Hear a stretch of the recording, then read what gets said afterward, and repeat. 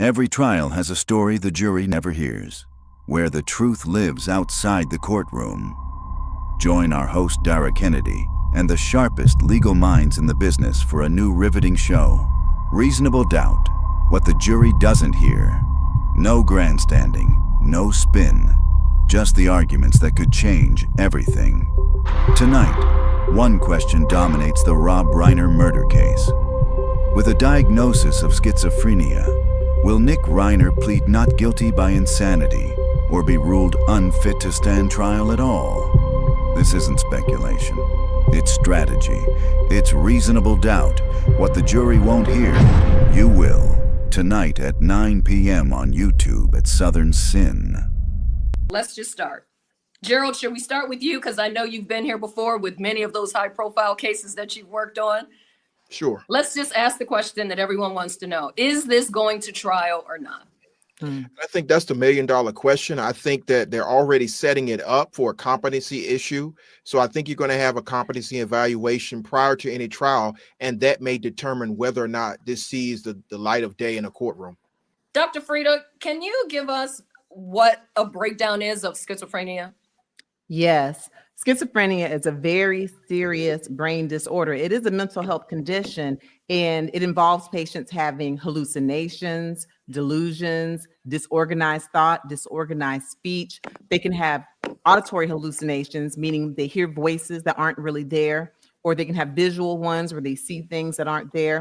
They can also have delusions, meaning they firmly believe that something is true when it's not. They often can have paranoid delusions where they think someone's out to get them, and then they might hear voices telling them to harm that person.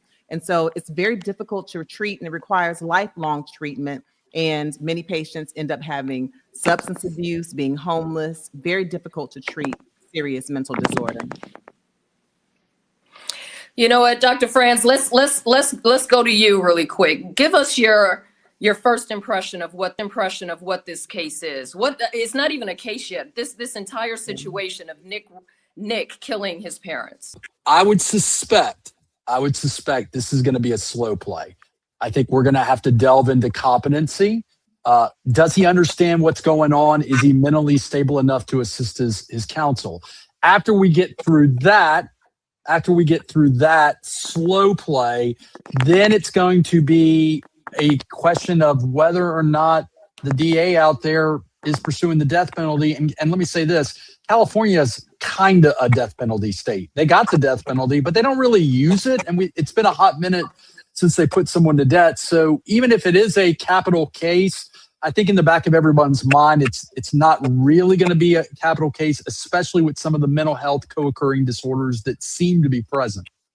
Attorney Franz, my bad. That's what I meant to call you. But let me ask you this. Why would it even be possible for this to be a death penalty case?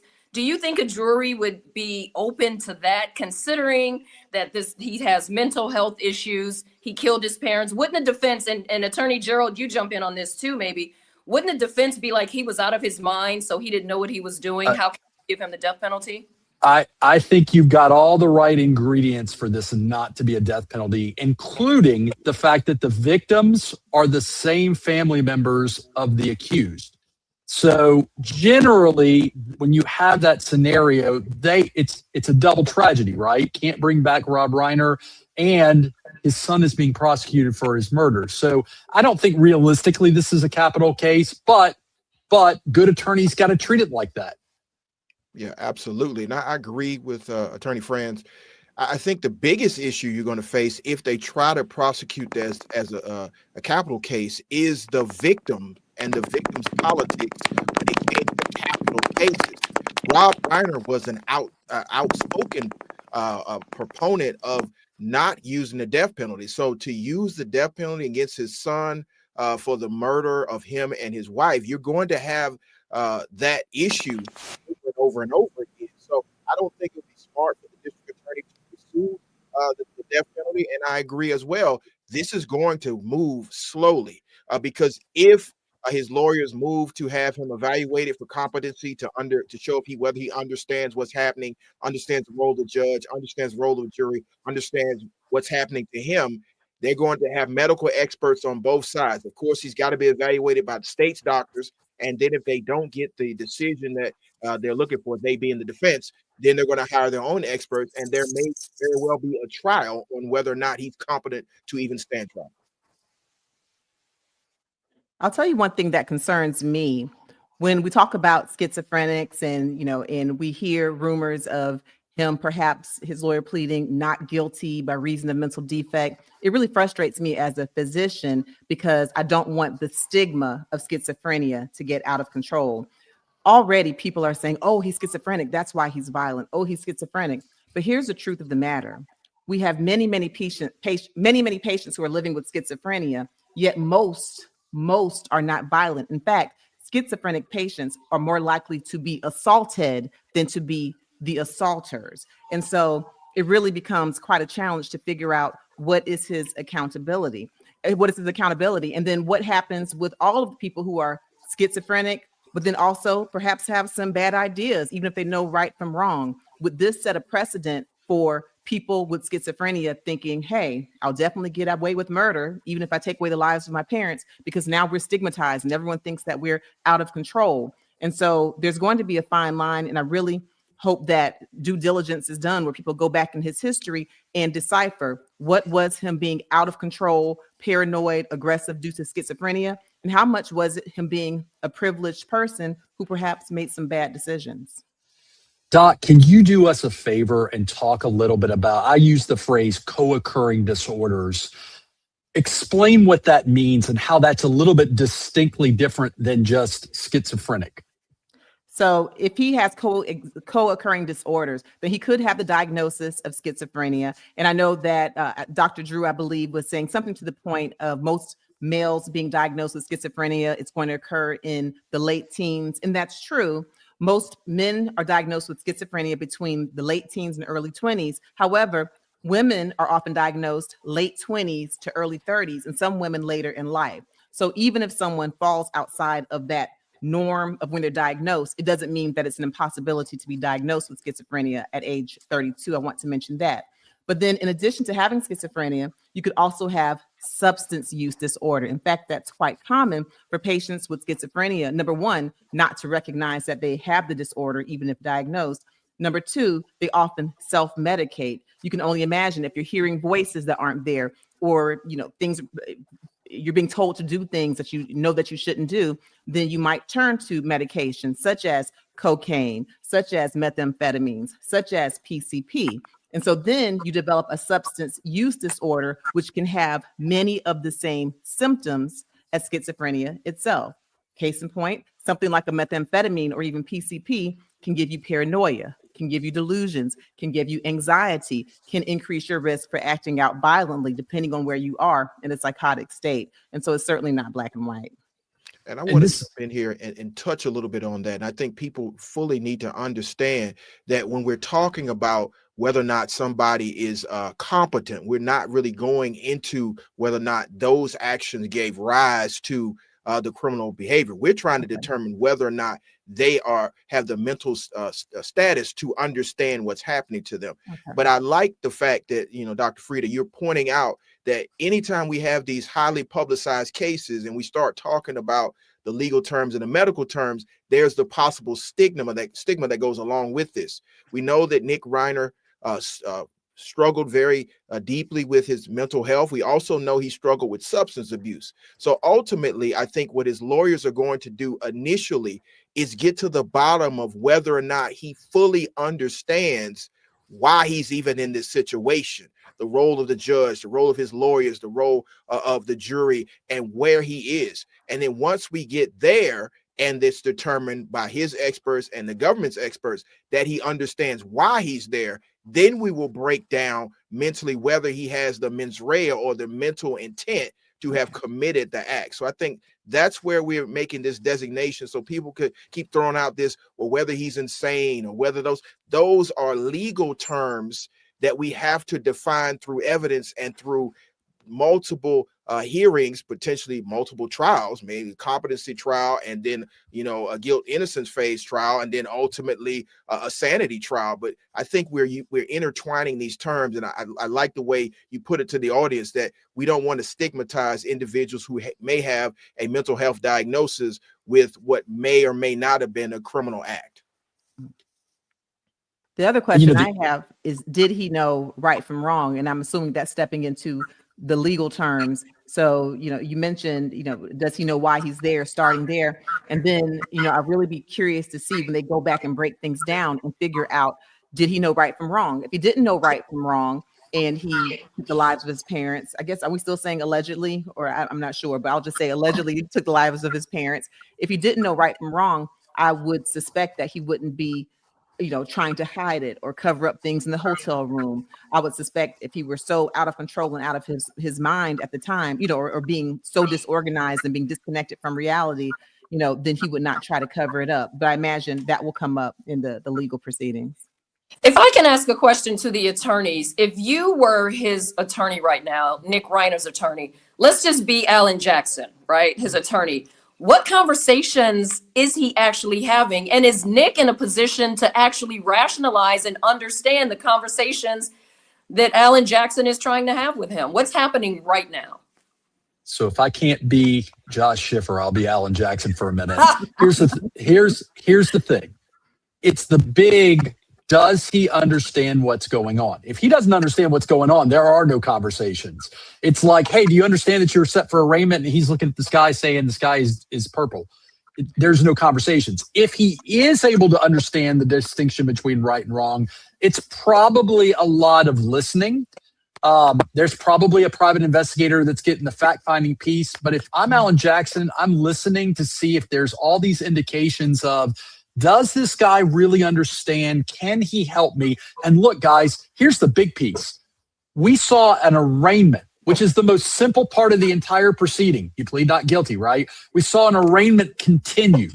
That is a giant blinking neon light of there may be something going on behind the scenes that is not allowing him to assist his counsel. And I think we have to look at how he appeared at his arraignment. When you are in a suicide jacket and you are not able to effectively communicate what is going on with you, that should show you where his defense counsel is. So the very first conversation you're going to have with him when you go out to the jail is, hi, my name is Attorney Gerald Griggs. Do you know why you're here? And if your client starts saying things about purple elephants or some other thing, then you have a real problem. And so now you go into just the basics. Do you know who I am? Do you know who the judge is? Do you know who the prosecutor is? Do you even know the reason why you're here? Do you know who possibly retained me?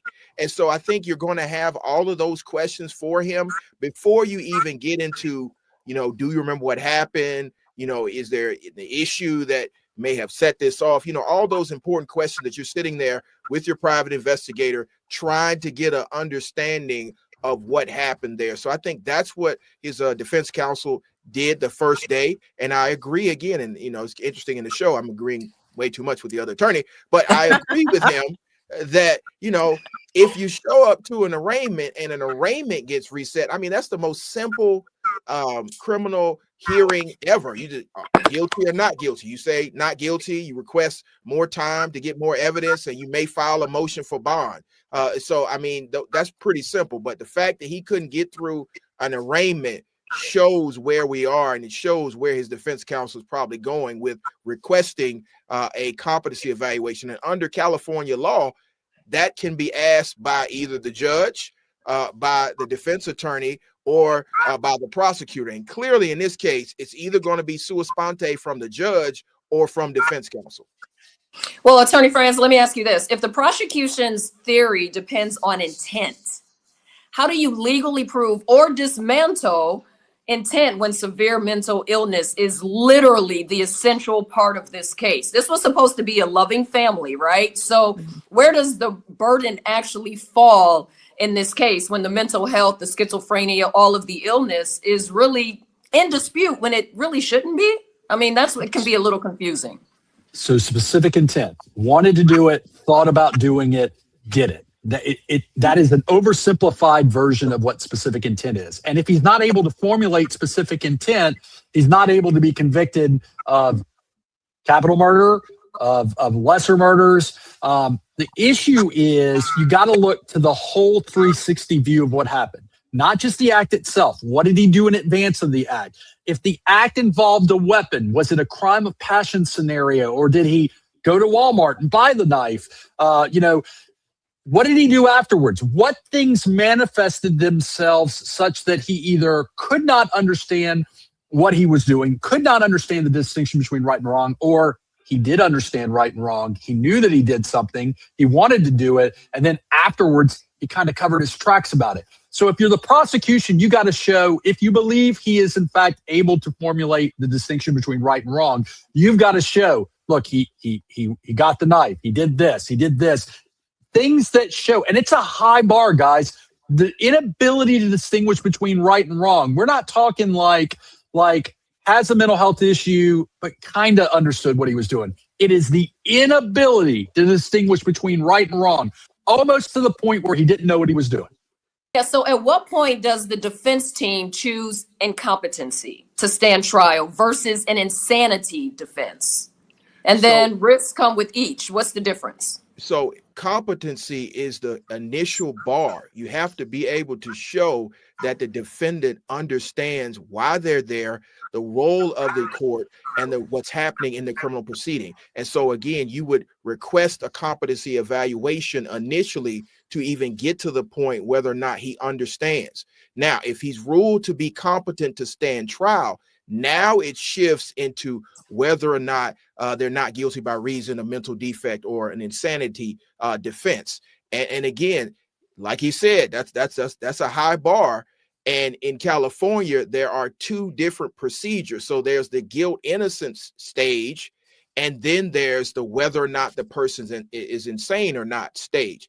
Now, if you lose the guilt innocence phase, and then it moves into the insanity phase, you could be punished the same. So it's a risky endeavor. You have to hire psychiatrists and psychologists to make sure you put on the requisite psychiatric evidence, making sure you get his medical record in. So I think that at this point, you focus on whether or not he's competent while you build your case and your defense, because if he's not competent, he can't help you formulate your defense anyway. So you're kind of stuck. So I think that's the catch-22 in all this. But if you go down that road of an NGRI, you make sure that you have your experts prepared. You make sure that you understand that you are trying to show that he does not have the requisite mental ability to form the intent and thus is not guilty. So then, France, Nick, here it is. Nick has a long history of this mental illness, right? And I guess Dr. Frieda, I think I heard you even say you're diagnosed early in your teen years with schizophrenia. But what is actually happening now is dating way back to his high school days. France, how much weight should a jury give to the alleged past behaviors? Because apparently, he's been in and out of 18 different rehab facilities. He's been fighting this illness, mental illness, whatever it is, for decades. So how does the jury then weigh that information when it's presented to them? So if this goes to trial, it all comes in because it all goes towards the foundation of the mental health issue. So you've got to bring in the fact that this is a guy that has gone to treatment over 15 times. It obviously didn't work. You got to bring in all the demons he was fighting, all the mental health issues. You get to bring in the erratic behavior that happened at the party before the incident at, Conan O'Brien's party, where everybody's like, hey, this guy's acting kind of funny. It all comes in. It comes in during the trial. And if he's convicted, it comes in during the penalty phase. And then, so Gerald, where does the character evidence cross the line into unfair prejudice? Well, see, I think that's where it's different than most cases, because in most of the cases, you don't want the character evidence in. You don't want your client acting erratically at the party beforehand. You don't want 15 years of people coming in and saying, hey, this guy was very strange. He was disturbing. It was things happening. You don't want that in. But in this type of case, you do want it in because it negates his ability to form the requisite intent. What do we know about Rick Reiner, guys? What do we really know about him? We know that he was in the one movie that his dad put him in, talking about mental illness, which ironically, right, so that they could have some type of bond. But what do we know about this 30-something-year-old guy? Do we know anything? I think we have a video. Let's cue the video to learn more about Nick Reiner. I wanted to talk about his famous family and what it was like growing up there. It was a tricky meeting. He turned up late. I remember he didn't smell really very good at all. In fact, he smelled terrible. He looked really disheveled. He looked like he had just woken up, and he was annoyed. He got angry with the staff when they got his order wrong, and so it wasn't a very pleasant meeting. Everybody knew. If I knew that Nick was troubled, I live in New York. All the insiders, everybody that I speak to in Hollywood knew Nick. He was around. His dad dragged him everywhere with him. He dragged him to the Conan O'Brien party just the night before. I was told from two people at that party, when Nick turned up, there was a groan. There was like, oh, he's here again. This was not a teenage boy. He was 32 years old, and to be dragged to parties that he was not invited to. His mom and dad were invited, he wasn't. And so there was a real sense that he was troubled, he was difficult, he wasn't very pleasant to be around. But I think this goes to show you the power of his parents. People tolerated Nick because of his dad. People put up with Nick because of his family. Does that give any of you much insight into who Nick is? And will that video be played in court? I don't see that video being played in court, and I'll go one step further. I'm also now thinking actors are going to act, and that creates another element of this of what Nick are we going to see on stage? Are we going to see the one that has a genuine mental health issue, or are we going to see a performance? And if I'm a prosecutor, you better believe in voir dire and in my opening, I'm going to point out the fact so that everybody knows this guy is a 32-year-old grown-ass man who is an actor. So, Gerald, it sounds like this guy was a nuisance. Like, people didn't really, according to Rob, of course, full disclosure is just according to one guy, Rob, who was a celebrity publicist in Hollywood. According to him, when people saw Nick showing up, they were like, ugh. Gosh, this guy again. Kind of like, is he maybe assuming, is he going to be drunk? Is he going to be high? Is he going to be a problem? I think that Alan Jackson has two of the best secret weapons, because that's a celebrity publicist. But obviously, his brother and sister are paying the legal bill. Now, I think there are there are 4 key points that we have to raise when you're raising this defense in California. You're actually focused on his mental state at the time of the offense, which is why the days before and right after is important to get that snapshot, which is why that evidence comes in. Secondly, mental illness alone is not enough. It has to be focused on whether or not at the time of the offense he was able to form the requisite mental intent. And fourth, California has abolished diminished capacity. So it either has to be he didn't have the requisite intent at the time and he was not guilty by reason of insanity, or that he was fully competent, knew what was happening, knew the difference between right and wrong, and would be held accountable for that. And of course, when we talk about the drug abuse, California, like every other state, voluntary intoxication is not a defense. So you want to focus simply on the effects of the mental illness that caused his inability to have the requisite mental state at the time of the offense. So then, should we talk motive? Let's try to talk motive at this point, right? And we've all seen it in the press. Everyone is sympathetic to, obviously, the victims, the parents, Rob and Michelle, right? I mean, that's just, any juror is going to have their heartstrings tugged by that. Rightfully so. But who's to say that Nick doesn't right now, as he's over at Twin Towers or wherever it is in LA, where he's supposedly being held, who's to say that he won't go tell his attorney, Alan Jackson, hey, it was self-defense. My dad came after me after we had a fight at Conan O'Brien's house. I feared for my life. My mom tried to jump in and I just had to self-defend myself. What if he tells his attorney that? Then it becomes an entirely different case. Is that not true, Attorney France? So again, presupposing we don't have the not guilty by reason of insanity, which is, again, going to nullify motive, because if you can't form specific intent, you can't really formulate motive either. He can tell Alan Jackson whatever he wants to. The sad reality is, so far, we've not heard any witnesses that were there. So the narrative gets to go towards him at this point. Now, that said, if I'm playing law enforcement, if I'm playing prosecutor, can I imagine a motive for someone to kill their affluent parents that has a drug problem? Money. Hey, we're sending you to treatment again. I don't want to go to treatment again. A fight ensues. There's any number of possible motives that can have emerged themselves. The problem is the state has the burden beyond a reasonable doubt to show and prove that burden beyond a speculative degree. So right now, who knows? If he has mental health issues, he may not believe he even did it. So there is that other component. So motive falls into the category of, yeah, they need it if they're going to prosecute him. But man, oh man, if he's not guilty by reason of insanity and he can't form specific intent, he certainly can't form motive. I'll tell you something that's interesting to me in keeping with the lines of stigma and privilege. I think about all of the patients we know of, patients who have low income, patients who don't have access to being in mental health care facilities that cost $70,000 per month. One, they probably would have, issues of being in and out of jail or being homeless.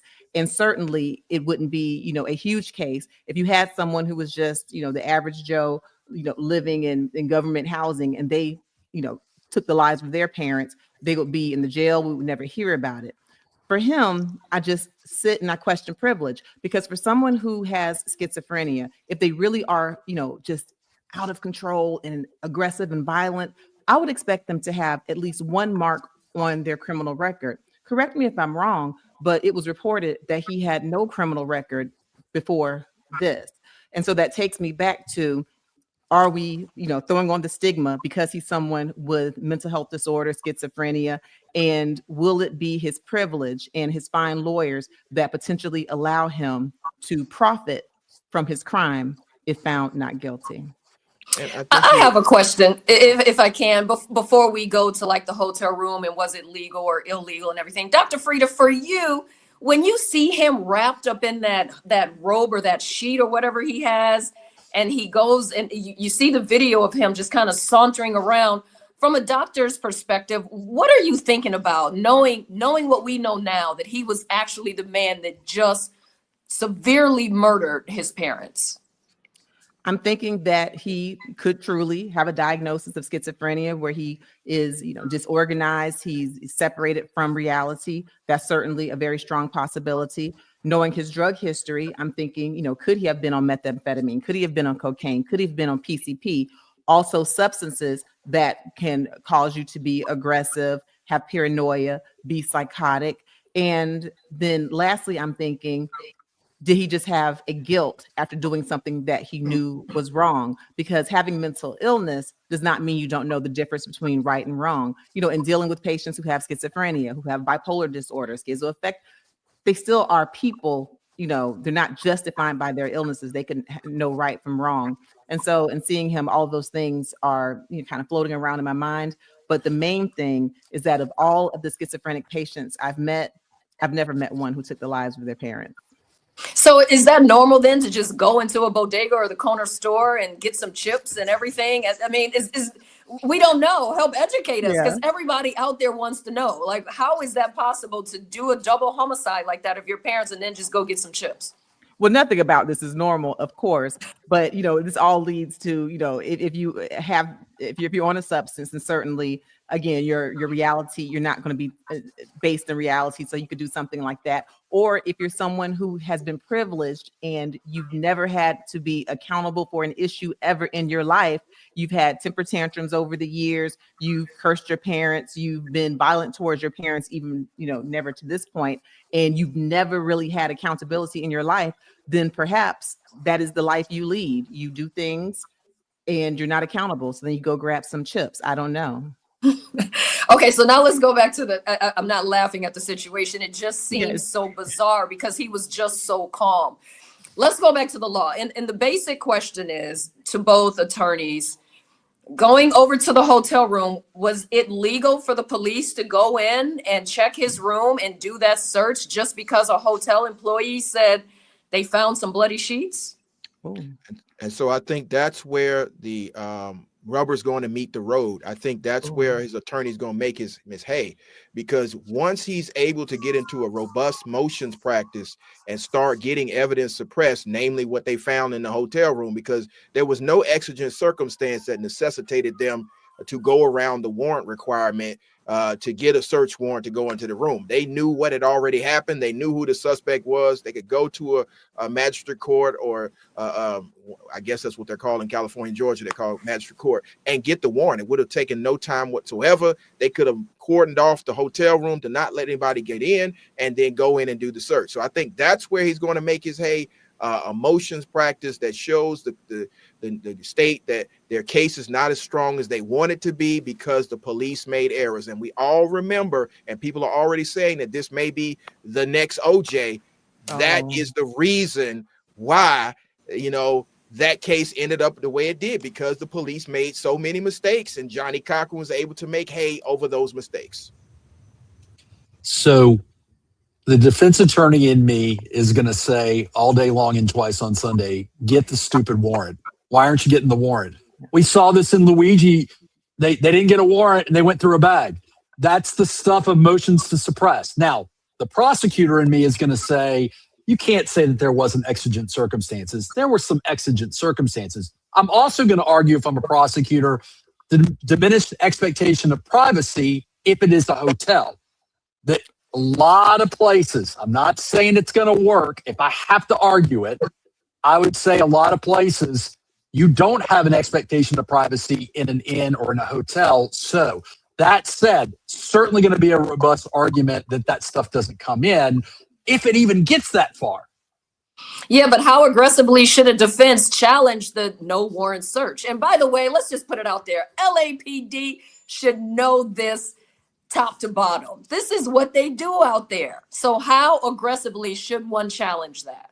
So Alan Jackson's no dummy.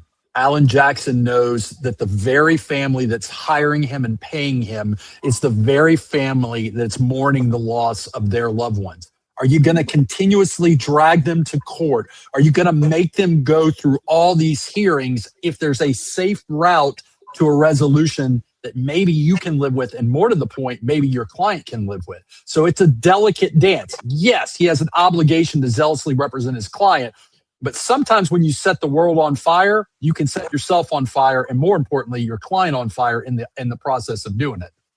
And here's something else we need to talk about.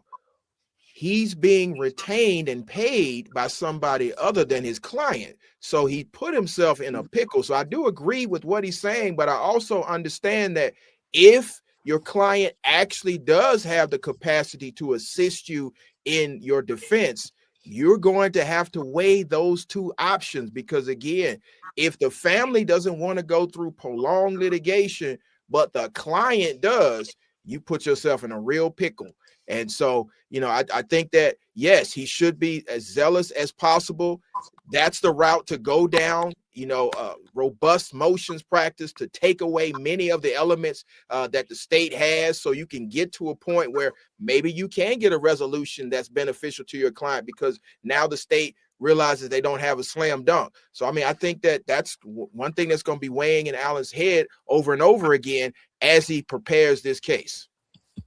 Well, I don't know. Have we seen the arrest yet? Should we put up the arrest footage? There's plenty of surveillance footage surrounding Nick's actual whereabouts before and after the crime. And if the hotel did find the blood in his room, how did he leave the home and go unnoticed with all that blood wrapped around it? We've all been to LA. It's a lot going on out there, but people aren't just dripping in that amount of blood, right? So how does he go unnoticed? Did he shower at home and then go to the bodega, go to the store, or did he shower at the hotel room? And that's where, how does, Gerald, this is, you defend people like this. How much of this was planned and how much of it was, oops, I just realized I need to go and clean this up? And see, I think that goes to whichever direction your defense is going to be. If you're arguing that he's clearly not mentally capable of understanding or appreciating right from wrong, that falls right into your argument. Who commits a murder and then goes out and dripping in blood all over the place? Somebody who does not recognize what they have just done. But now, I don't know. Reasonable doubt. There's reasonable doubt in there somewhere. That's my point. That's my point. And the reasonable doubt cuts to the defense. It doesn't cut to the prosecution. So I just think that ultimately it's a decision that he and his lawyer are going to have to make, if he's able to make that decision. Which direction are we really going in? Because it's going to chart the course on how you address some of these facts that are beyond changing. And, you know, my law school professor always said there are facts that you can't change. So you got to embrace them. So you got to figure out how you're going to embrace them. Tara, can we take a look at the arrest? Can we watch that video? Yeah, let's cue that arrest video. 32-year-old Nick Reiner walking across the Arco gas station in Exposition Park Sunday evening, wearing a green and black jacket, jeans, a black hat, and carrying a red backpack. Reiner then enters the AM/PM store, walks through the aisles, and then heads to the refrigerator to grab a drink. The store owner confirming it was a Gatorade. Reiner then waits in line to pay and exits, spending only about 2 minutes inside. You then see Reiner casually walk down Exposition Boulevard, crossing Vermont Avenue, and then turns left on Vermont, crossing the metro tracks. Reiner is then seen standing on the sidewalk along Exposition, right in front of a USC student housing building. In this next shot, you see the police drive by and then 10 seconds later turn around. Within seconds, he's surrounded by multiple police cars. Reiner raises his hands and surrenders. Next, you see multiple officers approach Reiner and arrest him. Dr. Frieda, please explain in just good old street terms to everybody who does not understand what we just saw. What is the mental state we just saw of that gentleman right there? Well, he looked like someone who was pretty calm, cool, collected. He wasn't so, out of control where his id was taking over, where he just grabbed a drink and started drinking and walked out of the store. He seemed like someone who was pretty measured. But if indeed this occurred after he was the one who took the lives of his parents, then it's a totally different story. It's just very difficult. And I'll tell you what I'm struggling with. A lot of patients I deal with who have, mental diagnoses, bipolar, schizophrenia, many are also highly intelligent. And many have seen some of the same movies I'm seeing. So just not like now we're talking about what it would take to have, a proper defense or to show that you didn't know right from wrong. A piece of me, especially the cynical piece of me that understands that Nick Reiner was actually the screenwriter for that movie Being Charlie, where he wrote a movie about a privileged boy who was in and out of mental health facilities, who had substance abuse. He wrote that screenplay. And I don't know if anyone here has seen it or if you're familiar with it, but there are points in it reportedly where they touch on the child wanting to hurt his parents. And so a piece of me is a bit cynical. And I wonder, gosh, could he have been sophisticated enough? Could he have been sophisticated enough to be planning to look like he was out of control? I don't know if that was a reach. The only thing I know that I'm holding on to is that there are many schizophrenics. Most don't take the lives of their parents. And if you're schizophrenic, you're more likely to be assaulted than to be the assaulter. And so something in this entire story, and even in his history, is just not matching up. And I would just hate for him not to be held accountable for something that is really criminal. How do you counsel a family and have them continue to support someone like a Nick, right? Keeping him close to the vest, but still allowing him to try to go get the help that he needs? Because the question many are asking is, why was he even out of a mental facility? Why was he still living in the family home? When doctors supposedly said when they changed the medication, Dr. Frieda, speak to this, when they changed his medication 3 to 4 weeks prior to the murders, that's when this new cocktail of medicines kicked him to supposedly go and commit these acts, because apparently he had been acting erratically. That's a major question. If you're paying $70,000 a month for a mental health care facility, and if what has been reported is true, that the medication changes were not working, and it was documented that he was still out of control on the medications, then he should have been still in a mental health facility. And so there are different questions. Was it the choice of the parents, Rob Reiner and Michelle Reiner, to keep him at home against their better judgment or against the mental health care, psychiatrist's better judgment? But really, when counseling parents of children, and we know how strong the love is of a mother to a child, of a father to a child. And just as we've heard, Rob Reiner dragged his son along places where the son wasn't invited. And it was because of the love for Rob Reiner and Michelle Reiner, they tolerated Nick. The thing that has to be told to parents who have children who have issues, boundaries.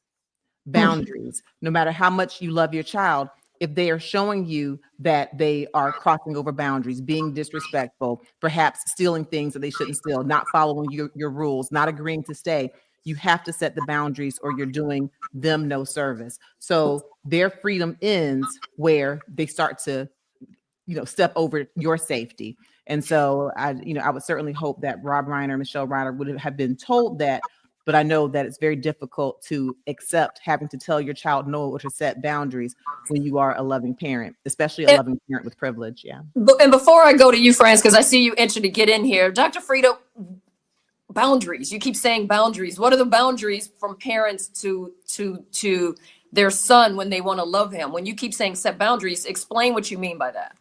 If a child is displaying actions that are not safe, if they're saying things, and I don't know if this is the case for Nick Reiner, but just as an example, if it's someone saying, I hate you, or I'm going to hurt you, I'm going to kill you, or they're, having tantrums and they're ruining things in the home, or they're, not following the rules, or they're checking themselves out of healthcare facilities, or they're, doing drugs and you've told them not to, then the boundary would be, if you're not following this rule, then you cannot be in this home. Now, if you're not following the rule because you're mentally incapable of following the rule, then I will send you to a mental health care facility. But if you refuse to go to the mental health care facility, then you still can't stay here. So the boundaries are set to protect you, to protect your wife, to protect your children, to protect everyone else. The entire family safety should not be thrown to the wayside just because one person is, exhibiting unsafe or violent behavior. So then at what point do we actually hold the patient, in this case, Nick, responsible in court? Ooh. I mean, and with the point that he understands his actions and he's, had the premeditation, the thought, the intent, and then does the act. But ultimately, if he's off of his medication or the medication cocktail causes this cognition to be reduced or diminished, you have another defense that you can use, because ultimately, if Nick does not appreciate what's happening, or he's chemically imbalanced to the point by the medication that he's unable to understand, those open the door to reasonable doubt, which is all that he's going to need to show that he cannot be held accountable for this. So that raises some very interesting questions. And ultimately, if I get hold of information that he was stable and then they changed his medication, which made him unstable, you can best believe I'm going to use that as a defense. But Attorney Franz, they said that they changed his medication because he had become erratic, even more erratic. So they needed to change the medication. And then this is when he went into this deep end of schizophrenia. Here's the question, could Nick have known and appreciated the circumstances of his actions and basically took advantage of the fact that he was wrongly medicated? Now, that's a lot of thought, but you don't know what you're getting when people are mentally ill. So here's what we know, and I'm not Dr. Frida. I'm going to let her talk about this, but here's what we know.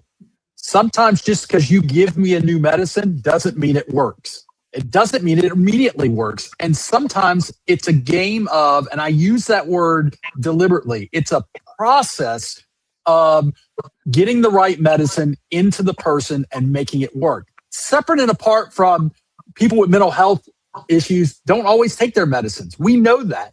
So I 100% agree with Gerald.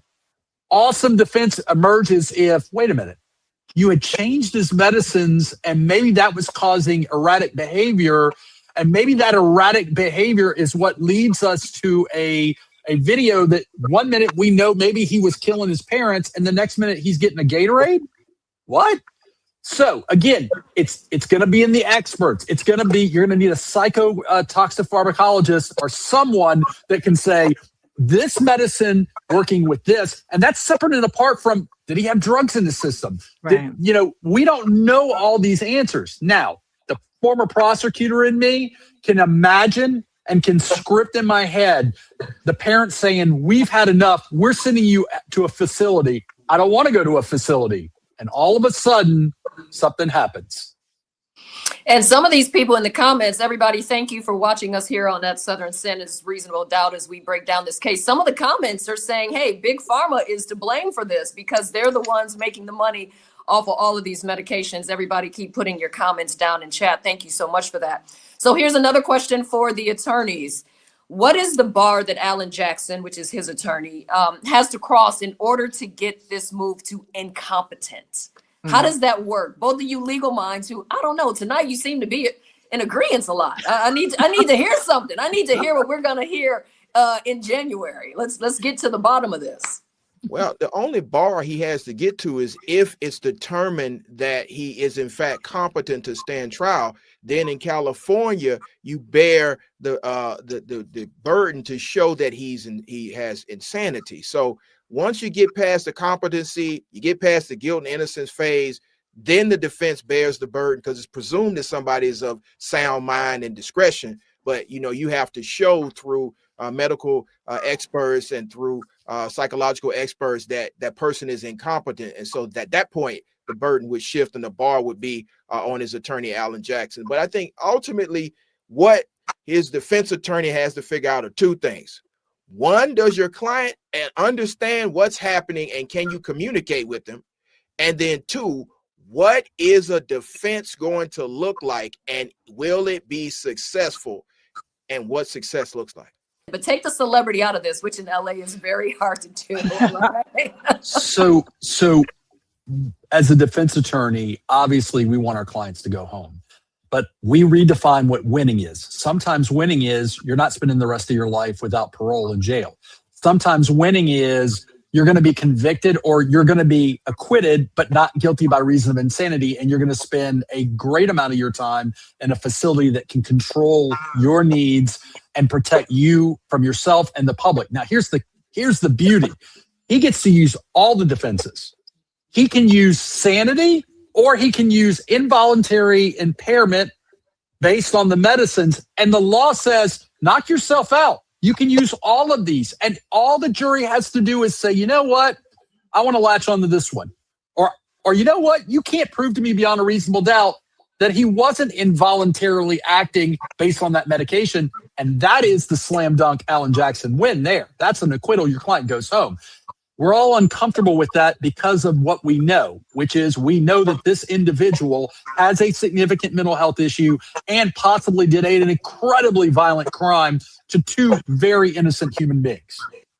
I mean, can we also just keep it real for a little bit? Let's just keep it real because that's what we do here on Southern Sin.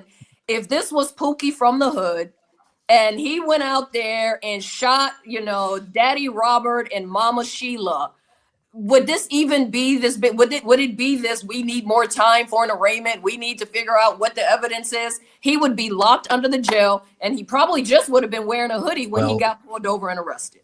Well, as the white guy in the room, I'll say this: my clients that don't have a vast sea of resources, he probably would have been living on the street.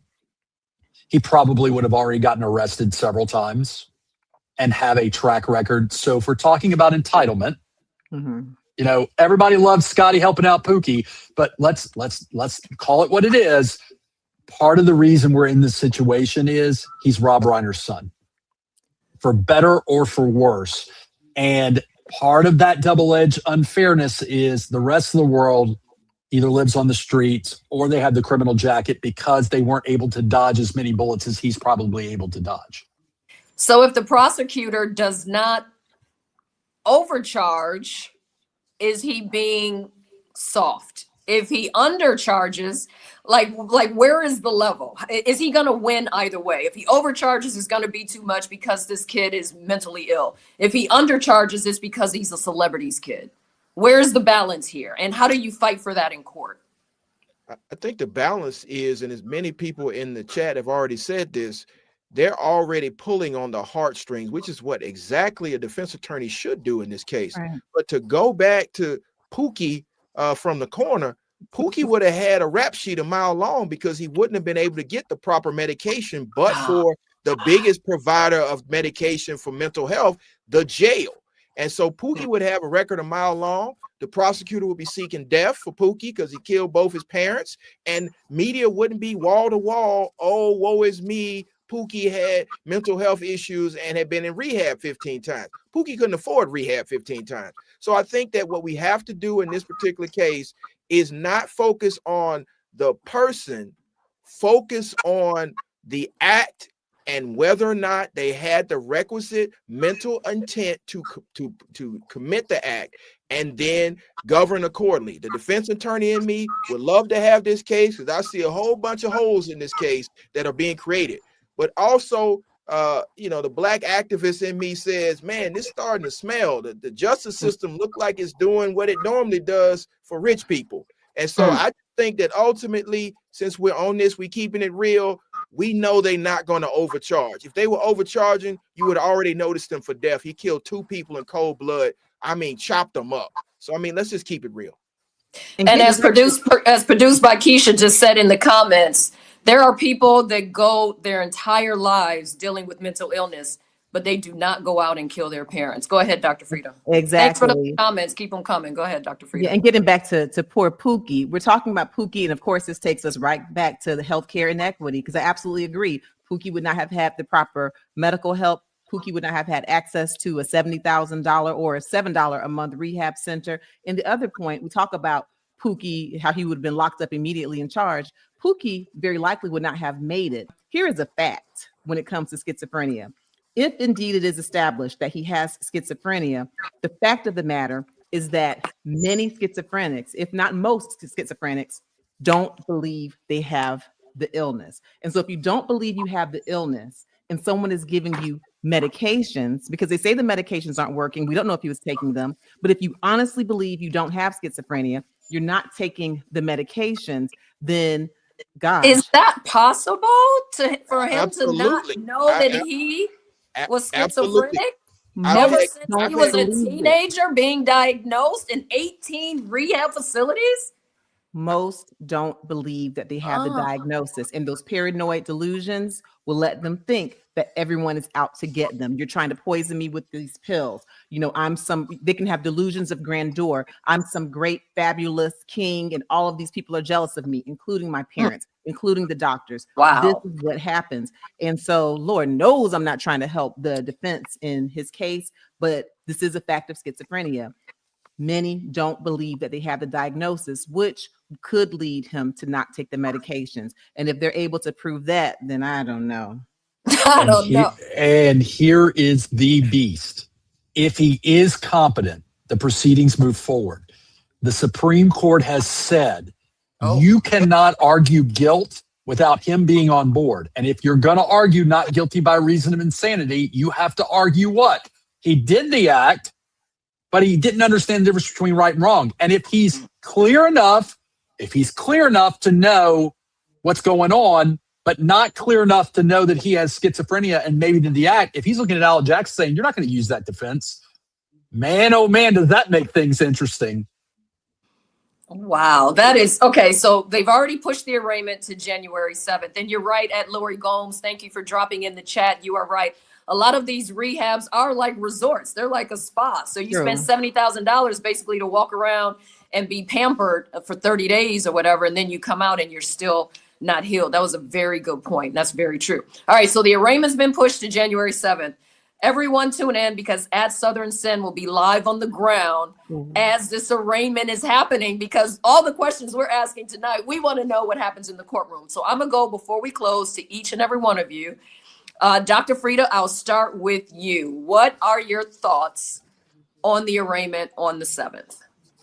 My thoughts on the arraignment on the 7th are that while right now in this conversation, we're focusing on Nick Reiner, I don't want to forget Rob Reiner and his wife. This is the same person who was a philanthropist, who directed Ghosts of Mississippi, who was just a good person by all accounts. And so I hate the fact that, all the focus goes to Nick Reiner, and I don't want to forget his parents. But the other thing I want people to be sure of, Don't stigmatize people with mental health disorders. Again, there are many schizophrenics. Most of them are not violent, and they are more likely to be assaulted than to be the assaulters. So please, if you have any loved ones who have schizophrenia, don't automatically stigmatize them and be scared of them. What Nick Reiner has done is not the norm. It's the exception. But what I don't want to be lost in this whole thing, and I was a Rob Reiner fan, The Princess Bride, Few Good Men, American President, of course, Ghost of Mississippi. If I'm the prosecutor, I make sure that the victims are remembered in this entire trial, because there's not too many people more famous than Rob Reiner. And so if we're going to pull on the heartstrings, we're going to talk about people being an actor, bring in the producer who created the actor, and make sure you put on a show that holds this person accountable. So I think that it's going to be a hell of a production, whatever this trial ends up being, because you're going to see Hollywood on trial. And obviously, we got to make sure that the voice of the victims are centered. Attorney Grants, yeah, I mean, you know what? Remember Charlie Sheen? I enjoyed watching that one. We have grace for Charlie Sheen and Robert Downey Jr. Oh, Grace was given to all of these others, right? Are we assuming grace is going to be given again to Nick Reiner? You're shaking your head, France. Why? Well, first of all, Robert Downey Jr. and Charlie Sheen didn't murder their parents with a knife, which, by the way, let's not mince words. Killing somebody with a knife, up close, personal, the most brutal homicides you're ever going to experience. We're not talking about shooting somebody at a distance. We're talking about multiple stab wounds. When Robert Downey Jr. starts killing loved ones, then I'll cross that bridge. But grace on that level, no. Now, we might give him grace. We might give him grace if we have a couple of experts that really can dig into this guy didn't understand what he was doing and couldn't understand the distinction between right and wrong. But I love grace. It's amazing. I'm not ready to dole it out yet. Okay, so I asked Dr. Frieda what she thought about the January 7th arraignment. Gerald, let me get your take. Will this go to trial? Yes or no? You can do more than yes or no. Will this go to trial? No, I don't think it's going to go to trial. I think that ultimately he will be found incompetent to stand trial.